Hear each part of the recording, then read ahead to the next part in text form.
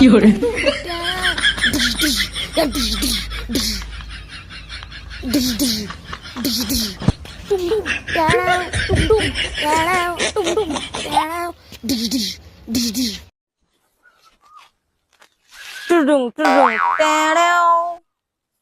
，अभी अभी मैं खाना खा के आया हूँ और वो बर्तन भी नहीं धोया हूँ। वो मेरा मोटा धोएगा, अगर नहीं धोगा तो उसको मैं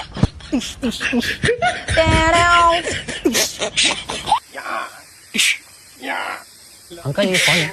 ये शबनम का आशिक है। शबनम ने इसे छोड़कर किसी और से शादी करना है। ये कौन है? इसी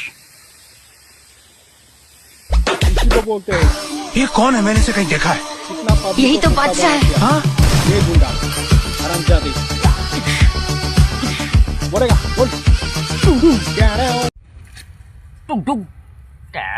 有人， एक बार धोखा खा चुके, दूसरी बार नहीं।